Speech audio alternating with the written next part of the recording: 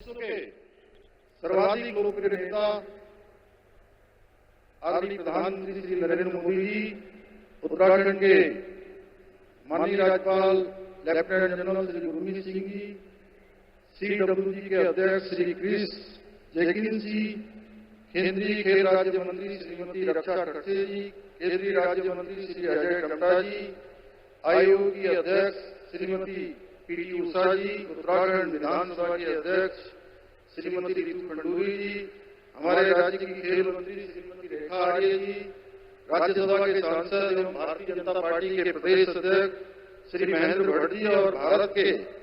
प्रत्येक राज्य से पधारे समस्त खिलाड़ीगण एवं इस ऐतिहासिक कार्यक्रम में उपस्थित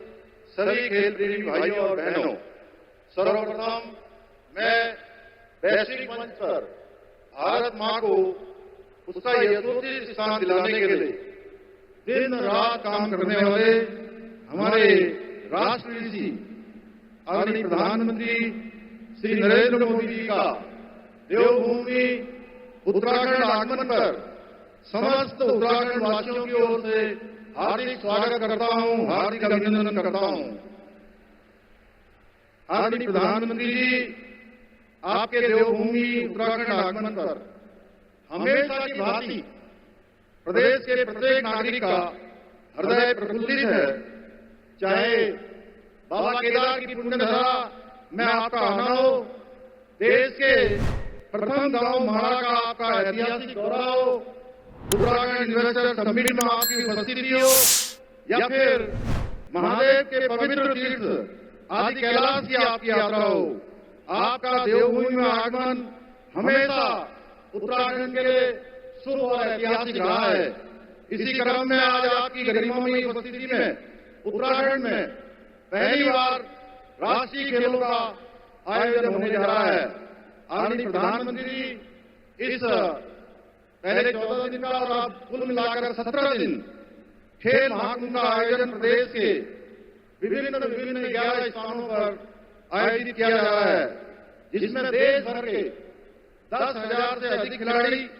करीब 35 खेलों में प्रतिभाग करेंगे। इसके साथ ही पर्यावरण का संरक्षण का संदेश देने के उद्देश्य से हम इस बार के राष्ट्रीय खेलों का आयोजन ग्रीन गेम की थीम पर कर रहे हैं। इस आयोजन में सौर ऊर्जा का व्यापक प्रयोग किया जाएगा। साथ ही पूरे आयोजन में प्लास्टिक का कम से कम उपयोग किया जाएगा। उत्तराखंड को राष्ट्रीय स्तर की इतनी महत्वपूर्ण खेल आयोजन की जिम्मेदारी देने के लिए मैं आपका प्रदेश के प्रत्येक नागरिक की ओर से हार्दिक धन्यवाद करता हूं। यह आयोजन जहां एक ओर खेल प्रतिभाओं को अपने खेल कौशल को प्रदर्शित करने का एक अभिनव मंच प्रदान करेगा, वहीं मुझे पूर्ण विश्वास है कि इन खेलों से अमृत पीढ़ी की अनेक ऐसी प्रतिभाएं निकलेंगी जो आने वाले समय में उत्तराखंड का ही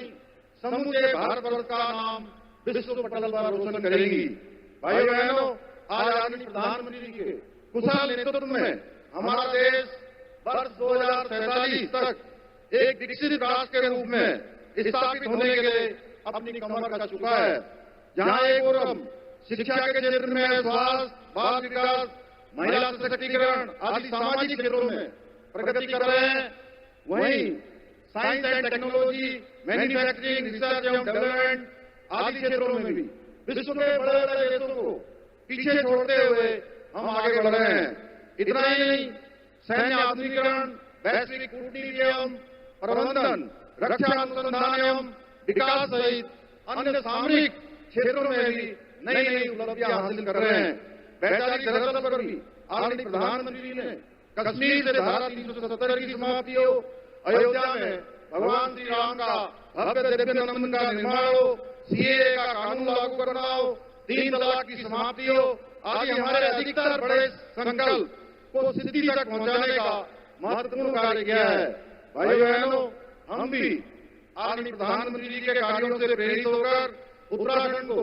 देश का श्रेष्ठ राज्य बनाने के अपने विकल्प रहित संकल्प को लेकर निरंतर कार्य कर रहे हैं, जिसके लिए हम राज्य में इंफ्रास्ट्रक्चर को मजबूत करने के साथ साथ प्रत्येक क्षेत्र में विभिन्न नीतियों और योजनाओं के द्वारा नवाचार को बढ़ावा देने का प्रयास कर रहे हैं। इसी क्रम में हमने इस वर्ष राज्य में शीतकालीन यात्रा का शुभारंभ किया है, जिससे एक और जहां राज्य में पर्यटन को बढ़ावा मिलेगा, वहीं स्थानीय रोजगार और आर्थिकी को भी बल मिलेगा। मुझे आदरणीय प्रधानमंत्री जी के सानिध्य में ये बताते हुए अत्यंत हर्ष की अनुभूति हो रही है कि आपके नेतृत्व में ही हमने विधानसभा चुनाव 2022 में राज्य में समान नागरिक संहिता लागू करने का जो संकल्प लिया था, उसको पूर्ण करने में हम सफल रहे हैं। यानी कि कल अर्थात हमने 27 जनवरी से राज्य में यूसीसी कानून लागू कर दिया है। यह ऐतिहासिक कार्य आदरणीय प्रधानमंत्री जी के मार्गदर्शन के बिना असंभव था। इसके लिए मैं आदरणीय प्रधानमंत्री जी का पुनः धन्यवाद करता हूं। भाइयों बहनों, मुझे पूर्ण विश्वास है कि आज से प्रारंभ हो रहे 38वें राष्ट्रीय खेलों में प्रतिभाग करने आए देश भर के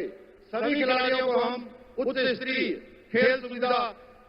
मुहैया करवाने के साथ साथ उनके माध्यम से पर्यावरण संरक्षण का संदेश देने में भी सफल रहेंगे। इसी विश्वास के साथ आदरणीय प्रधानमंत्री जी एवं आए हुए सभी विशिष्ट अतिथियों का आभार प्रकट करते हुए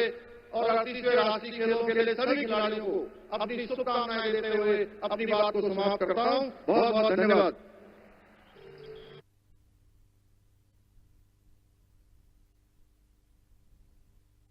लेटेस्ट खबरों के लिए लाइक, फॉलो और YouTube पर सब्सक्राइब करें, बेल आइकन दबाएं, साथ ही विजिट करें swedeshlive.com पर।